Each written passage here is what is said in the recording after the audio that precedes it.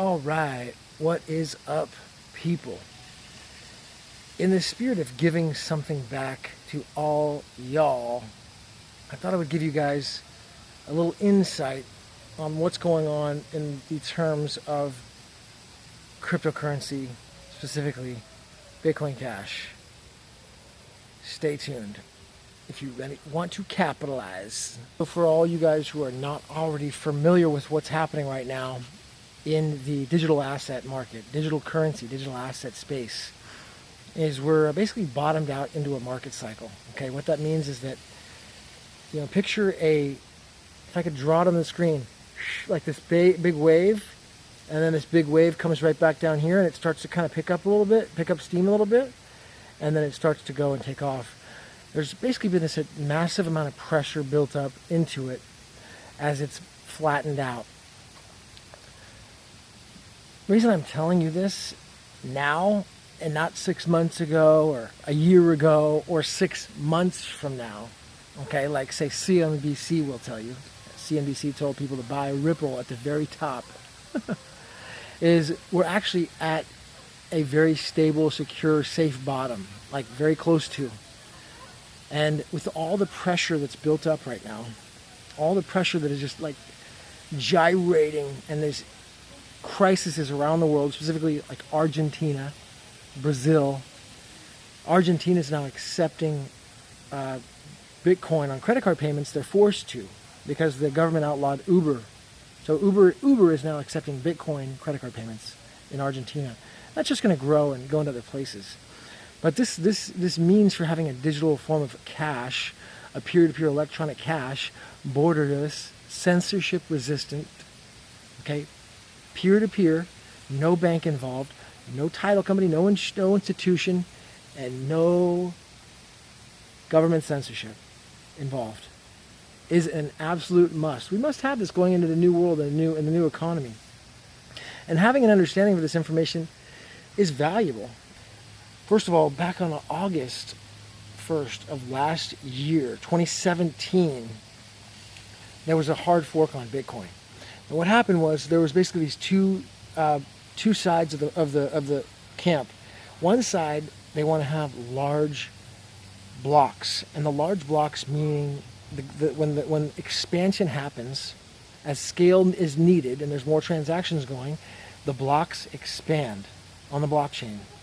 By expanding these blocks, it speeds up the transaction time and keeps the costs down. This is actually what it said in the original white paper by Satoshi Nakamoto in 2008.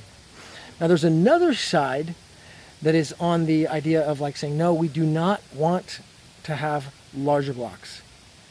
We want to have 1 megabyte blocks, and we're not changing that.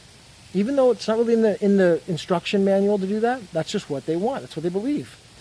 And in addition, because these 1 megabyte blocks weren't big enough to handle all the transactions, fees and costs on Bitcoin raised to as high as $50 a transaction. Very, very upsetting to a lot of people. And taking more than a day, sometimes 2 days at times to operate.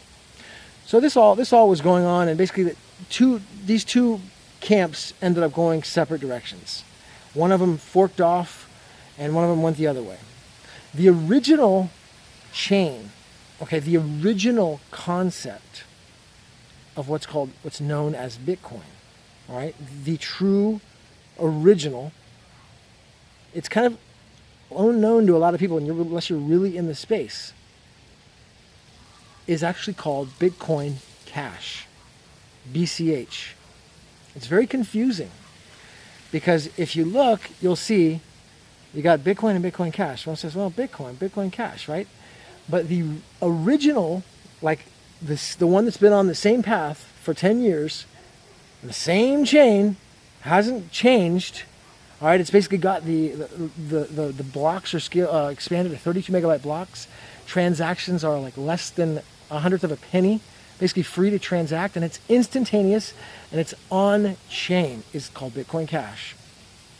The other chain, okay, it's called BTC, Bitcoin BTC.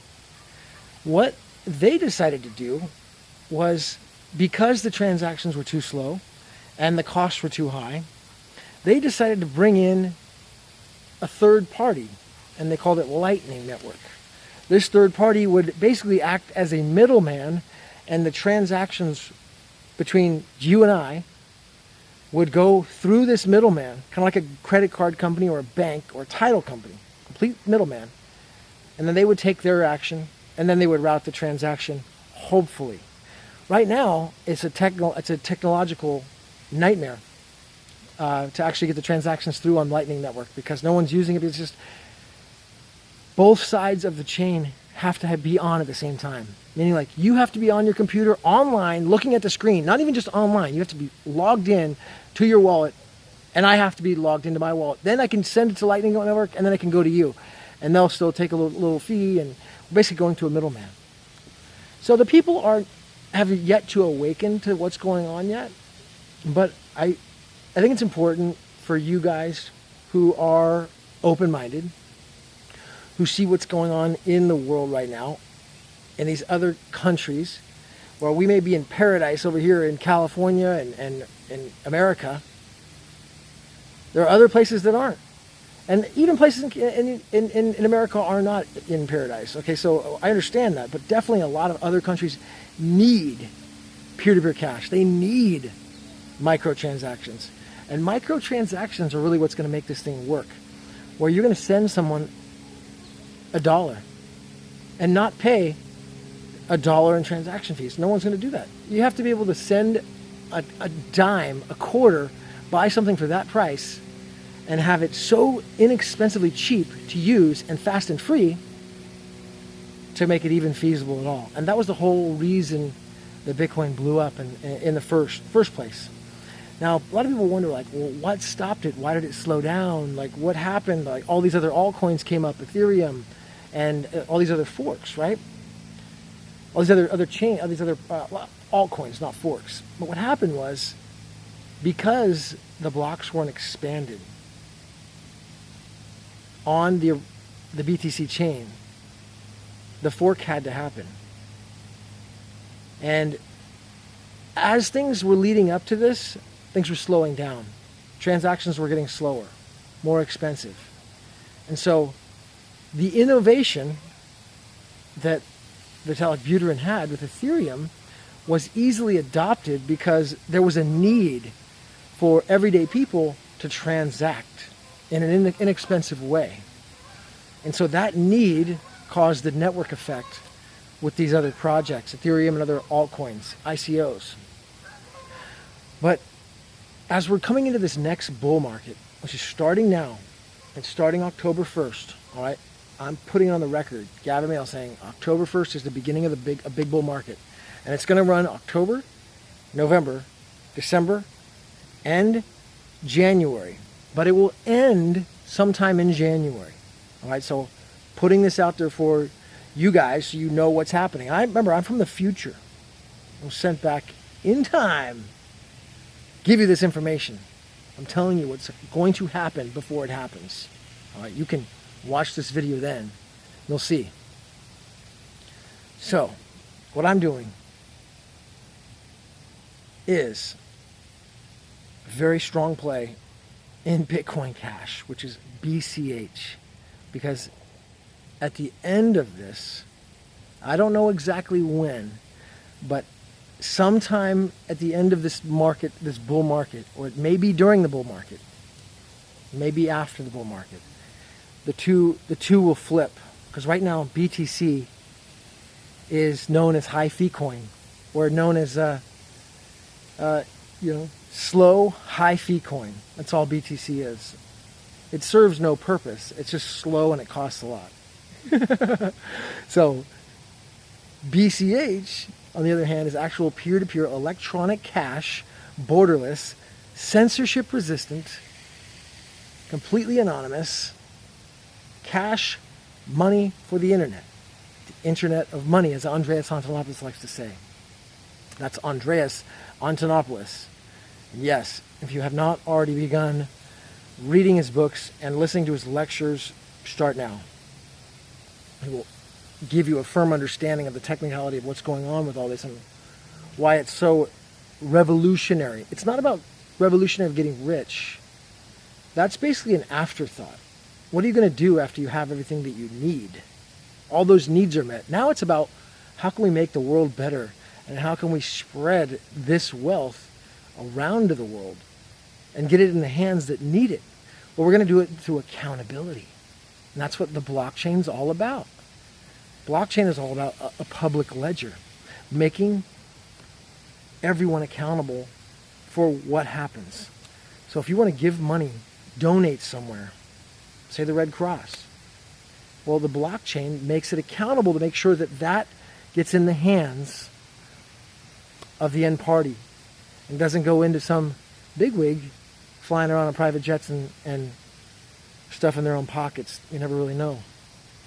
That's why this is one of the many reasons why this is so important for the little guys, the little man, the people out there just working peer-to-peer who need a way to transact and they can't get bank accounts.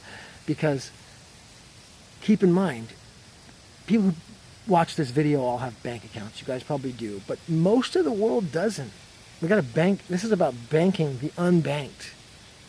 These people need bank accounts, and guess what they do have? They all got a cell phone, just like you got. Everybody's got a cell phone. And you want to know the big secret about BCH, Bitcoin Cash, since the only one that does it, is you can transact peer-to-peer with no internet. All you need is a cell phone and a text message signal. You send the money back and forth with a text message. Now, is that important to those people out there with just a cell phone and no internet? This is going to change. This is where everything changes. So let the bull market begin, putting it out there on the record. This is the beginning of it. And I want to just give you guys a little insider information of what I know. I don't care anymore because I know what I'm doing is right, just, based on 100% truth. Truth's here. If you're not already involved, not that you're involved, if you haven't already set up a Binance account, Binance is the largest trading entity out there. It's something I would recommend. Okay, it's a place that you can buy and sell. I'll leave a link, a referral link that I have for Binance. If you haven't already done it, join that. Send me an email in the description. And if you do that, and I'll walk you through and help you out with whatever you need with it. Because if you've never done it, you'll also need to set up a Coinbase account too, so you can move fiat into crypto. So I will leave that Binance link in there for you.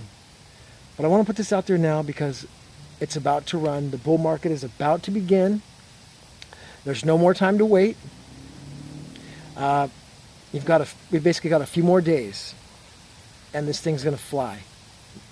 It's going to start. I mean, it's not going to fly overnight, but it's going to basically go on this upward trend, and it's going to start really tracking up in October. I'm just telling you, putting it out there on the record. Gavin Mehl coming at you. All done? See ya.